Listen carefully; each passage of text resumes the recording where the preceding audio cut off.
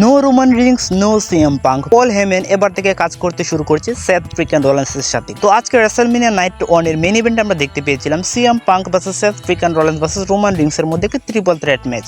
তো এই ম্যাচটির সাথে আমরা দেখতে পাই সিএম পাঙ্কের কর্নারে ছিল পল হেমেন, কিন্তু ম্যাচটি চলাকালীন এক সময় আমরা দেখতে পাই যে পল হেমেন একটি চেয়ার নিয়ে আসে, সে সাহায্য করতে শুরু করেন সিএম পাঙ্ককে। তা দেখে রোমান রিংস অট্টহাসিতে বিলীন হয়ে যায় এবং কি তখন আমরা দেখতে পাই পল হেমেন অ্যাটাক করে দেয় সিএম পাঙ্ককে। তো তা দেখে রোমান রিংস কিন্তু খুব খুশি হয়ে যায়, কিন্তু পরবর্তীতে আমরা দেখতে পাই পল হেমেন আবারও অ্যাটাক করে দেয় রোমান রিংসকে এবং কি তার পরবর্তীতে আমরা দেখতে পেয়েছি তো পল হেমেন চেয়ারটা এগিয়ে দিয়ে যায় সেথ ফ্রিকেন রোলেন্সকে এবং কি সেথ ফ্রিকেন রোলেন্স রোমান এবং কি সিএম পাঙ্ককে ইচ্ছামতে মারার পর ম্যাচটিতে জয়লাভ করতে সক্ষম হয়। এছাড়াও আজকে আমরা প্রথম ম্যাচে আমরা দেখতে পেয়েছিলাম গুন্তার ভার্সেস জেউসের মধ্যে অল টাইটেলের জন্য একটি ম্যাচ।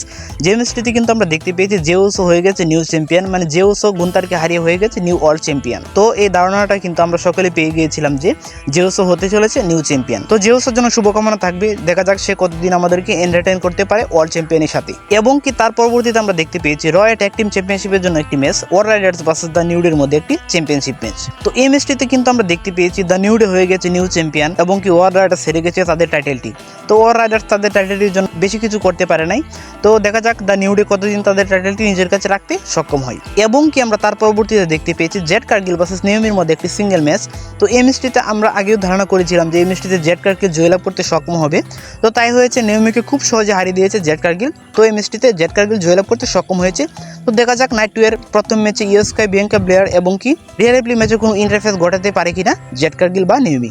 এবং কি তার পরবর্তীতে আমরা দেখতে পেয়েছি জ্যাকব ফাটু এন্ড এলএ নাইটের মধ্যে একটি ইউনাইটেড স্টেট অফ চ্যাম্পিয়নশিপের জন্য ম্যাচ। তো জ্যাকব ফাটু কিন্তু আজকে আমার মনে হয়েছিল যে খুব সহজে কিন্তু হারিয়ে দিতে সক্ষম হয়েছে এলএ নাইটকে। তো জ্যাকব ফাটু হয়ে গেছে কিন্তু new United state of champion. এবং কি আমরা লাস্ট স্ম্যাকডাউনে দেখতে পেয়েছিলাম রে মিস্টিরিও কিন্তু তার পায়ে ইনজুরির কারণে এই ম্যাচটিতে কম্পিট করতে পারে না। তো এই ম্যাচটিতে আমরা দেখতে পেয়েছি এল গ্রান্ডে আমেরিকানো ভার্সেস রে ফিনিক্সের মধ্যে একটি সিঙ্গেল ম্যাচ। তো রে ফিনিক্সকে কিন্তু হারিয়ে দিয়েছে এল গ্রান্ডে আমেরিকানো। এবং কি আমরা দেখতে পেয়েছি ওমেন্সদের মধ্যে স্ম্যাকডাউন টাইটেলের জন্য যে ম্যাচটি হয়েছিল টিফিনি স্টেশন এবং কি শার্লট প্লেয়ারের মধ্যে। তো আমরা সকলে ভেবেছিলাম শার্লট প্লেয়ার হয়তো এই ম্যাচটিতে জয়লাভ করতে সক্ষম হবে, টিফিনি স্টেশনকে হারিয়ে দিতে পারবে, কিন্তু না, সেটি আর কোনোভাবে হয়নি। টিফিনি স্টেশন কিন্তু খুব সহজে আমার মনে হলো যে খুব অল্পতে হারিয়ে দিয়েছে শার্লট প্লেয়ারকে।